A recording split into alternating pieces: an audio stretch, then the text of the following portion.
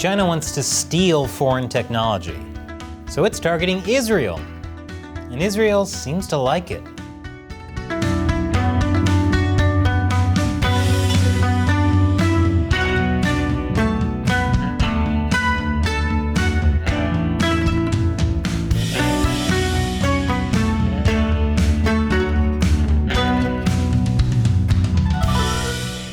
Welcome to China Uncensored, I'm Chris Chappell. The Chinese Communist Party wants to dominate the world, and it needs cutting-edge technology to get ahead of the US and its allies. According to China's leader Xi Jinping, technological innovation has become the main battlefield of the international strategic game. Technological innovation? And that means the winner of this battlefield is whoever came up with the baby mop. Making your lazy baby clean up after itself is the greatest innovation of all time. But the battlefield Xi Jinping is talking about is both figurative and literal. China is investing heavily in its pursuit and integration of emerging dual-use technologies, which have both civilian and military use, hoping they will help the People's Liberation Army to surpass conventional military capabilities to achieve battlefield dominance. Even before Xi Jinping came to power, the Chinese Communist Party has always been eyeing foreign technology. It's like window shopping. But instead of buying what you see, you just steal the design and make your own knockoffs. The US is waking up to China's technological ambitions. It's moving to keep advanced technology out of China. But the US needs to do more than just keep an eye on American companies. It needs to keep an eye on Israel, too. That's because despite Israel's small size, it's one of the world's leading hubs of technological advancement and innovation. Israel prides itself in being one of the top countries for startups. Israel spends 5% of its GDP in research and development, the highest percent of any country, which is great for Israel and for allies like the US who benefit from Israel's innovation. But it's also great for China, who loves window shopping in Israel. China's attention to Israel's technology goes back decades, even before China and Israel established formal diplomatic ties in 1992. Israel has produced a lot of sophisticated technology. For example, the Pegasus spyware that can infiltrate any smartphone. Not hard to imagine why China would be so interested. Israel-China relations began in 1979 when businessman Saul Eisenberg helped arrange a secret meeting between the two sides that resulted in the first of many deals to transfer defense technology from Israel to China. Over the next 2 decades, Israel transferred billions of dollars of military technology to China, all in secret. These transactions allegedly included technology to upgrade Chinese tanks, night vision systems, electronic warfare systems, Python 3 air-to-air missiles, fighter aircraft technology, and unmanned aerial vehicle technology. And it's not hard to figure out what China did with all that. This would be like giving a gorilla nunchucks and saying, don't worry, they're only going to use those nunchucks for self-defense. China recognizes the value that Israel brings. According to a 2006 article in the Journal of Xidian University, part of China's defense and public security apparatus, Israel's national defense industry has given our country many useful revelations in developing our defense industry. We should actively cooperate internationally, taking the road of absorbing, retrofitting, and developing. Of course, for China, absorbing, retrofitting, and developing often means stealing and making knockoffs. Wow, it's almost like the power-hungry tyrants you conducted secret backdoor business deals with aren't always on the up and up. Even Daredevil could have seen that coming. China's military hackers targeted and stole sensitive information about Israel's Iron Dome missile defense technology. In addition to the dome, the hackers also hacked into 3 contractors that built the dome and stole intellectual property pertaining to Arrow 3 missiles, unmanned aerial vehicles, ballistic rockets, and other technical documents. But despite the risks, Israel wants to keep economic ties with China. This can have serious political and security repercussions. I'll explain after the break. Welcome back. China has its eyes on Israel's tech. And despite the U.S.'s concern, Israel has been eager to increase trade and cooperation. Because sure, the Chinese regime stole their designs and used their weapons tech in the past to commit human rights violations, but there's just something Israel likes about working with China. During a 2017 visit to China, then Israel Prime Minister Benjamin Netanyahu said, "We are your perfect junior partner for that effort. I believe this is a marriage made in heaven." Really? A marriage made in heaven? I'm pretty sure marrying an authoritarian government that genocides minorities is the last thing a Jewish leader should want. That sounds more like a marriage made on some horrible reality TV show. As Chinese state-run media put it, China-Israel ties bloomed spectacularly. Now, China is Israel's third largest trading partner, behind the EU and the US. But through economic trade, investments, and programs, China has been infiltrating Israel's tech sector in a lot of ways. The most straightforward way is by acquiring Israeli tech companies and paying top dollar for Israeli engineers. If buying Israeli companies isn't an option, China entices them with the Chinese market.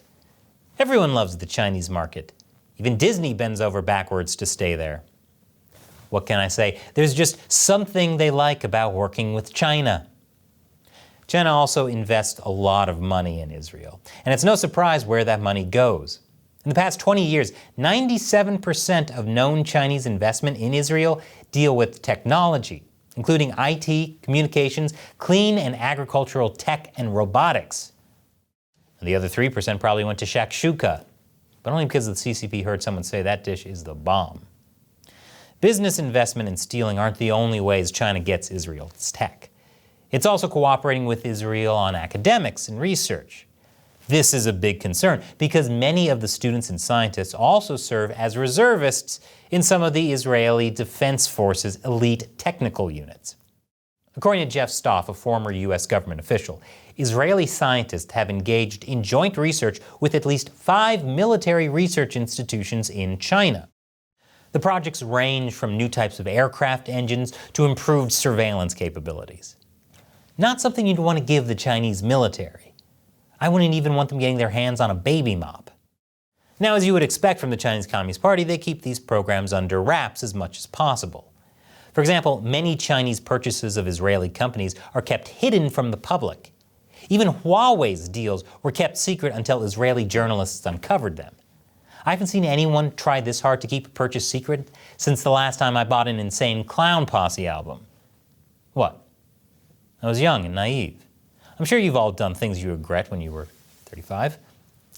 According to one Israeli security company, the U.S. has warned of Chinese straw companies attempting to partner with Israeli companies to create corporations that can look very legitimate, but in fact are aimed at moving Israel defense technologies to China.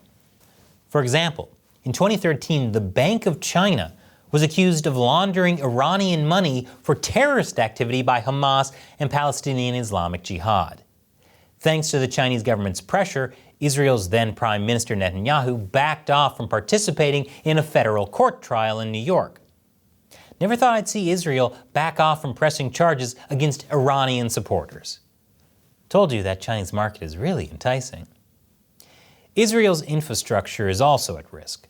By allowing Chinese state-owned companies to build facilities in its ports, Israel leaves itself vulnerable to intelligence gathering opportunities. According to one security expert, it's possible to plant surveillance systems in heavy machinery used in the port, and these can transmit what they see or hear. Not even the port's cranes are safe, literally and figuratively, since the infrastructure is made in China. Israel is aware of these issues.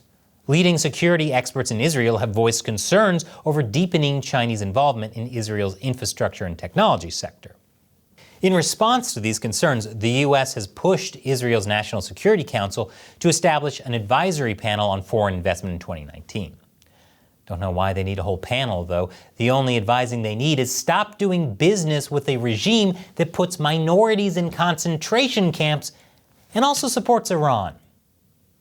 The Biden administration has launched high-level tech talks with Israel with an eye on China. In response to this, China said, "Launched? High-level? We gotta steal that." Previously, only India, Japan, and South Korea had this kind of dialogue with the U.S. As part of the dialogue, the U.S. and Israel agreed to establish a partnership on critical and emerging technologies and to manage risks in research security, export controls, and investment screening. Time will tell how Israel will act concerning Chinese influence.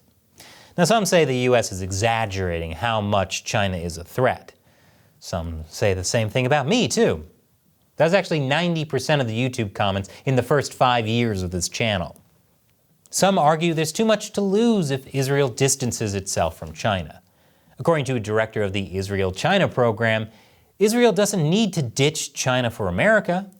After all, the US has a lot of economic ties with China, so why can't Israel?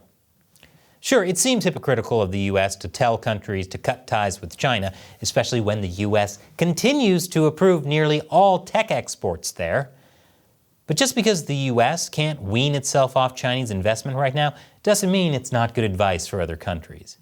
And if countries don't stop letting China buy, copy, and steal their technology, it's going to come back to bite us. We can't just sweep all this under the rug, even with a baby mop. And now it's time for me to answer a question from a member of the China Uncensored 50 Cent Army. Those are the folks who support us on Patreon or Locals. Today's question comes from Lord Whiteskin on Patreon. How does the current state of China compare to when you started the show? Good question. When I started China Uncensored in 2012, Xi Jinping was only weeks away from officially becoming the new General Secretary of the Chinese Communist Party. People were hoping he'd be a reformer. China wasn't occupying the South China Sea yet. It hadn't completely taken over Hong Kong yet. The concentration camps in Xinjiang hadn't been built yet. China was the hot place for Western companies to do business. That's why people thought I was crazy talking about how the Chinese Communist Party was a threat. If only they listened. Thanks for your question and your support. And thank you to everyone else watching. If you want to support China Uncensored, head over to patreon.com/China Uncensored. All it takes is as little as $1 per episode. Link is below. Once again, I'm Chris Chappell. See you next time.